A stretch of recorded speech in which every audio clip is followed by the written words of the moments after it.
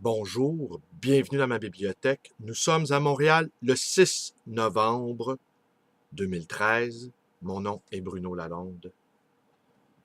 Est-ce que ce désir d'admiration qui anime ma vie peut aller de pair avec ce dédain des grands hommes, ce culte rendu aux grands hommes? Oui, en faisant miens ces mots, en me les incorporant à mon corps, à ma chair, à me les rendre si familiers que je ne puisse plus reconnaître dans la texture de leur voix le grain de ma propre voix. Il est admirable que la plus haute solitude nous soit donnée à la foudroyance de l'inattendu. Le livre, oiseau de femme, nous dit René Char. Me revient en tête ce poème, un jour écrit à une femme aimée. Ah, que je sois seul avec toi, et que tu puisses entendre à son émoi mon oiseau tout baigné de larmes.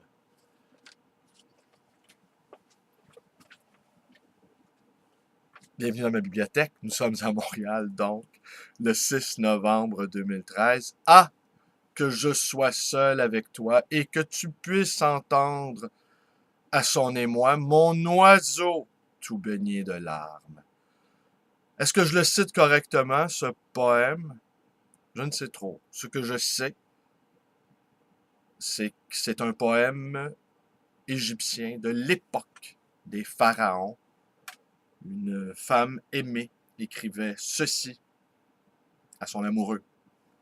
Alors j'offre cette petite lecture, eh bien oui, même si c'est question d'amour et de femme, à mon ami Sylvain Parère, qui est outre un grand amoureux des femmes, un grand amoureux des livres aussi. Et je ne sais, Sylvain, si tu te rappelles ce livre, le livre de lecture, nous avons eu, Sylvain et moi, une période où nous lisions Marthe Robert. Je pense que c'est lui qui m'a fait découvrir Marthe Robert. Et ça, c'était autour de l'année 1987-88, déjà un bon 25 ans. Et j'ai eu l'occasion, on m'a vendu ceci à ma librairie il y a quelques jours, et j'ai lu un passage qui tout de suite m'a rejoint et que je vous offre ici. Je tiens pour un porc, disait Roger Gilbert Lecomte, quiconque n'écrit pas pour dire l'essentiel. Révérer un écrivain considéré comme un exemple et un maître, c'est d'abord non pas le mettre à l'épreuve d'une quelconque théorie, mais se rattacher en quelque sorte publiquement à une éthique littéraire définie, à un il faut, devant lequel on s'inclinait librement. C'était surtout vivre sans cesse à proximité des textes, c'est-à-dire les lire, les citer, les réciter, les traduire au besoin et assurer ainsi rituellement une transmission constante d'émotions et d'idées. Si on aimait Antonin Artaud, on ne pouvait pas le dissocier de Gérard de Nerval, dont il était à sa manière foudroyante, tout à la fois le frère et l'élève, dans une petite ville du Midi, où je l'ai accompagné en 1948. Il passait toutes ses nuits à réciter des poèmes de Nerval, ou plus exactement à les crier avec une telle force que durant une semaine, les voisins n'ont sans doute pas dormi. Ben voilà, c'est un effet secondaire de mes vidéos. Maintenant, je lis les textes à haute voix.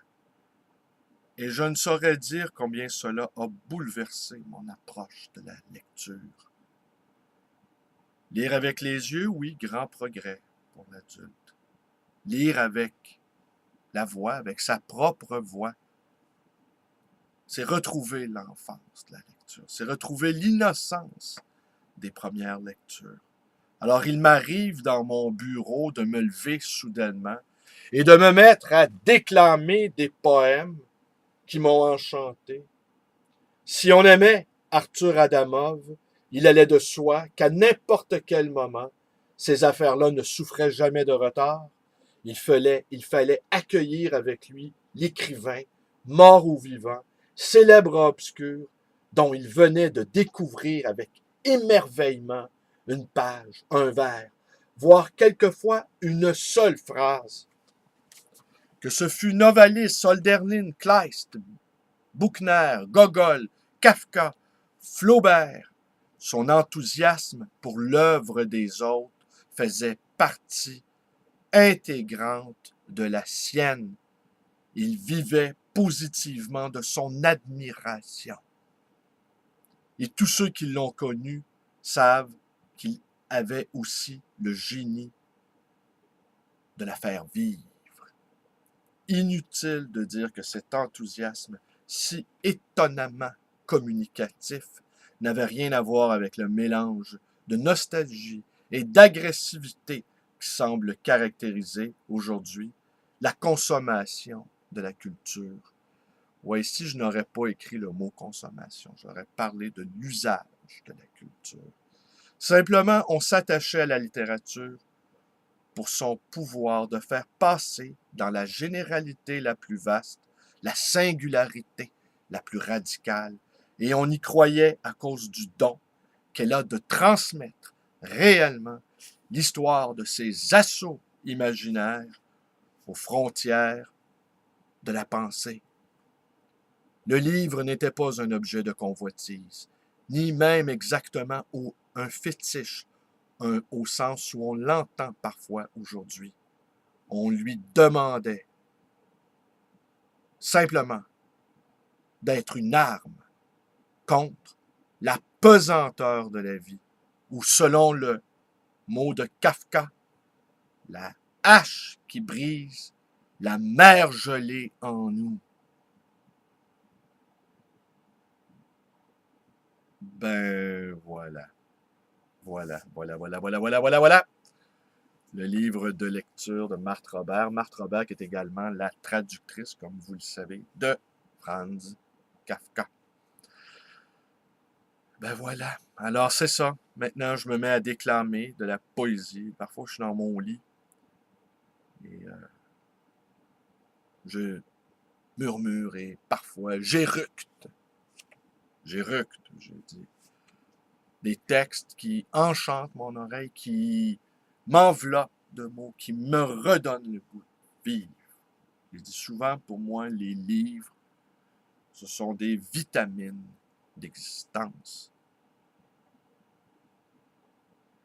Car à la fin, nous serons tous morts. Marthe Robert, le livre de lecture. Je vous remercie d'être avec moi. Vous connaissez toute la suite, toutes les suites possibles, inimaginables. En fait, je vous laisse la suite. Je laisse la suite à votre imagination fertile, à votre curiosité. Trouvez-moi si le cœur vous en dit. Bonne journée à tous.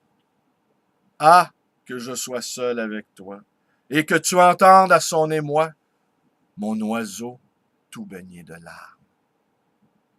Bonne journée.